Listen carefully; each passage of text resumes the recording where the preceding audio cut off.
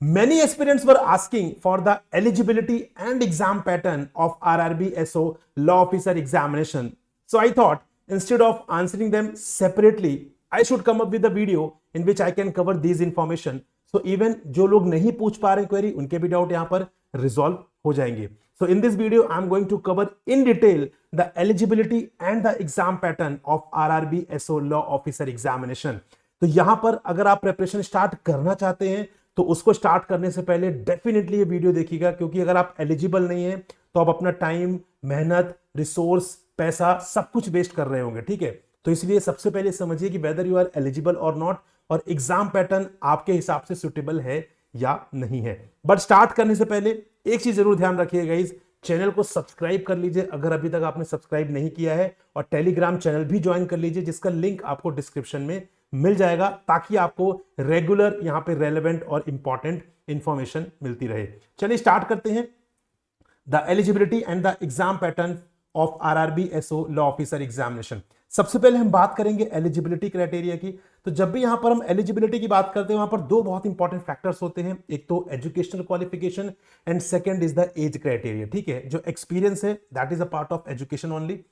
तो सबसे पहले बात करते हैं एजुकेशन क्वालिफिकेशन की. So you must have a degree from a recognised university in law और it's equivalent with a minimum of 50% marks in aggregate. बहुत ही सिंपल सी एलिजिबिलिटी है रिलेटेड टू एजुकेशन की. आपके पास एलएलबी की डिग्री होनी चाहिए और आपके 50% मार्क्स मिनिमम होने चाहिए इन एग्रीगेट. इन एग्रीगेट का मतलब है कि सारे सेमेस्टर्स का एवरेज निकाला जाएगा और that will be the aggregate. तो अगर आपके 50% है देन एजुकेशनली तो यू आर क्वालिफाइड. लेकिन यहां पे एक्सपीरियंस भी है which is the mandatory one.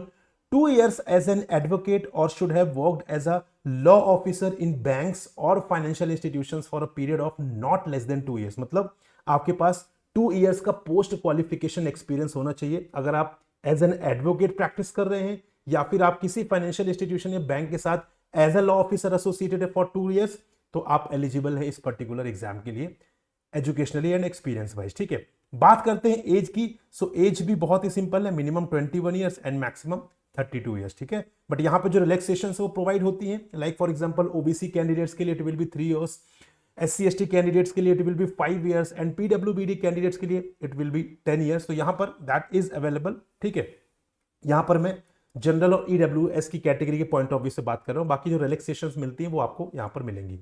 So based on this you can decide कि वेदर यू आर एलिजिबल और नॉट. आपको ये पता चल जाएगा कि एलिजिबल है या नहीं, और ये सब कुछ डिसाइड होता है कट ऑफ डेट पर. मतलब आपकी जो भी एजुकेशनल क्वालिफिकेशन है, आपका जो भी एक्सपीरियंस क्वालिफिकेशन है, आपकी जो एज एलिजिबिलिटी है, everything is decided as on the cut off date. Cut off date कब रहेगी वो नोटिफिकेशन में मेंशन रहता है, वो हमें पहले से नहीं पता चलती है. ठीक है, तो एक्चुअली जब नोटिफिकेशन रिलीज होता है तब के आसपास ही कट ऑफ डेट होती है. तो आप एक आइडिया लगा सकते हैं कि notification is going to be release in the month of September और अक्टूबर.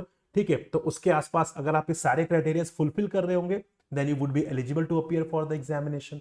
Right, now moving on to the second very important thing which is the exam pattern. सबसे अच्छी बात क्या है कि ये यहाँ पे सिंगल लेवल एग्जाम होना. मतलब जैसे आपने बहुत सारे एग्जाम्स में देखा होगा, preliminary examination, mains examination, right, तो वहां पर नहीं है, ये सिंगल लेवल एग्जाम है. यस, इंटरव्यू है, बट यहां पे अगर हम बात करें written examination point of view से, so that is single level examination. यहां पे कोई प्री नहीं है, यहां पे सिर्फ और सिर्फ ये एग्जाम होना है और उसके बेसिस पर ही इंटरव्यू के लिए कैंडिडेट्स को शॉर्टलिस्ट किया जाएगा. राइट, तो यहां पर देखते हैं, यहां पर एक्चुअली आपके 6 कंपोनेंट्स, यहां पर 7 विजिबल है, बट यहां पे आपको इंग्लिश लैंग्वेज या हिंदी लैंग्वेज में एक चॉइस करनी होगी. इनमें से किसी एक को चूज करना होगा और आपको वही कंपोनेंट देना होगा. ठीक है, इसीलिए यहां पे स्टार मार्क है. तो English, Hindi, reasoning ability, quantitative aptitude, financial awareness, computer knowledge and professional knowledge, ये आपके पेपर्स हैं जो रहने वाले हैं. लेकिन हिंदी और इंग्लिश में आपको एक सब्जेक्ट चूज करना होगा, उसी का एग्जाम होगा. मतलब यहां पे 1 2 3 4 5 ये 5 फिक्स हैं, और इन दोनों में से जो आप एक चूज करेंगे that will be the 6th one. और इन सब में 40 क्वेश्चंस आएंगे. मतलब टोटल विल बी 240, क्योंकि 6 कंपोनेंट्स रहेंगे, 6 इंटू 40 240. तो 240 questions will be there. Marks की बात करें तो यहां पर आपका जो इंग्लिश और हिंदी वाला कंपोनेंट है वो 20 मार्क्स का रहेगा, आप जो भी चूज करेंगे. Then reasoning 40, quant 40, financial awareness 40, computer knowledge 20 and professional knowledge आपको 40 मार्क्स का यहां पर रहने वाला है. टाइम एलोकेशन की बात करें, सो अगेन इंग्लिश और हिंदी में you will get 30 minutes. Then reasoning ability में 30 मिनट्स, कॉन्ट में 30 मिनट्स एंड प्रोफेशनल नॉलेज में भी you will be having 30 minutes. मतलब 30 मिनट्स में आपको यहाँ पर 40 क्वेश्चंस अटेम्प्ट करने होंगे and that's really a challenging one, ठीक है। बट यस, अगर आपने अच्छे से प्रिपेयर किया then definitely it is doable, ठीक है। और 15 मिनट्स यहां पर रहने वाला है financial awareness and computer knowledge वाले कंपोनेंट में, मतलब total you will be having 150 minutes. तो 150 minutes, 200 marks and 240 questions will be there in your single level examination. आइए कुछ और इंपॉर्टेंट चीज समझते हैं। Each candidate will be required to obtain a minimum score in each test. ये बहुत important है, आपको यहां पर हर टेस्ट में कट ऑफ क्लियर करना पड़ेगा, मतलब सेक्शनल कट ऑफ है। अगर मैं बात करूं इंग्लिश और हिंदी जो भी आप ऑप्ट करते हैं उसमें रीजनिंग आपको क्वालिफाई करना पड़ेगा, can't, financial awareness, computer knowledge, professional knowledge, ये आपको सब कुछ इंडिविजुअली क्लियर करना पड़ेगा, ठीक है। और साथ साथ में ओवरऑल कट ऑफ भी क्लियर करना होगा and based on that you will B short listed for the interview, not exceeding 3 times of the declared vacancies. जो भी वैकेंसीज डिक्लेयर होंगी, मान लेते हैं कि अगर 50 वैकेंसीज डिक्लेयर हो रही हैं तो 50 इंटू 3 150, तो 150 candidates will be shortlisted for the interview, ठीक है। इंटरव्यू की बात करें अगर, तो इंटरव्यू आपका यहां पर 100 मार्क्स का होने वाला है, ठीक है। वहां पर भी मिनिमम क्वालिफाइंग मार्क्स हैं, मतलब ऐसा नहीं कि आपने अगर ऑनलाइन एग्जाम में बहुत अच्छा परफॉर्म कर दिया और इंटरव्यू में आपने बहुत ही गंदा परफॉर्म किया तब भी आपके वो क्लब होकर मार्क्स आ जाए तो आप सेलेक्ट हो जाएंगे। नहीं, आपको इंटरव्यू में भी अच्छा परफॉर्म करना है, आपको ऑनलाइन एग्जाम में भी अच्छा परफॉर्म करना है, क्योंकि यहां पर भी मिनिमम क्वालिफाइंग मार्क्स हैं।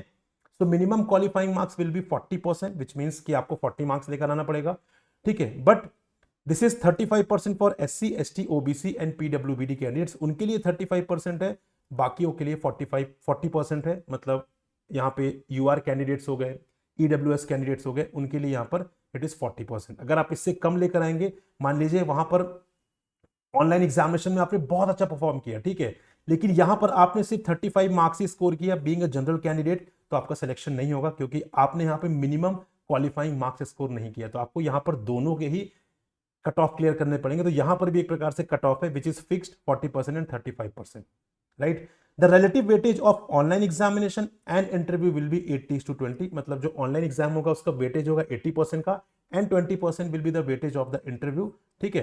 तो इन दोनों को क्लब करके सिलेक्शन विल बी इंश्योर्ड कि जिनके भी मार्क्स इन दोनों को क्लब करके टॉप में आ रहे होंगे they will be selected, right. So this is the eligibility and the exam pattern of RRB SO law officer examination. I hope आपको यहां पर कुछ नया सीखने के लिए मिला, और ऐसे ही रेगुलर वीडियोस के लिए गाइज, रेगुलर इंफॉर्मेटिव वीडियोस के लिए हमारे यूट्यूब चैनल को जरूर ज्वाइन कर लीजिए। वहां पर आपको रेगुलर इंफॉर्मेशन मिलती रहेगी किसी ना किसी मोड से। साथ ही साथ टेलीग्राम चैनल को भी आपको ज्वाइन करना है, यहाँ पर भी मैं रेगुलर अपडेट शेयर करता रहता हूँ। आपके जैसे बहुत सारे एस्पिरेंट्स हैं जो यहाँ पर मेरे साथ एसोसिएटेड हैं, तो यहाँ पर इसका भी पार्ट बनिए। आप चाहे तो इसको स्कैन करके कर सकते हैं या इस लिंक के थ्रू भी कर सकते हैं। और आप अगर डायरेक्टली मुझसे बात करना चाहते हैं तो आप यहाँ पर ये इस नंबर पर मुझे कॉन्टैक्ट भी कर सकते हैं थ्रू द व्हाट्सएप और the call, right? So this is all. Thank you very much. We'll come up with another video. Till then, goodbye, happy learning, and Jai Hind, guys.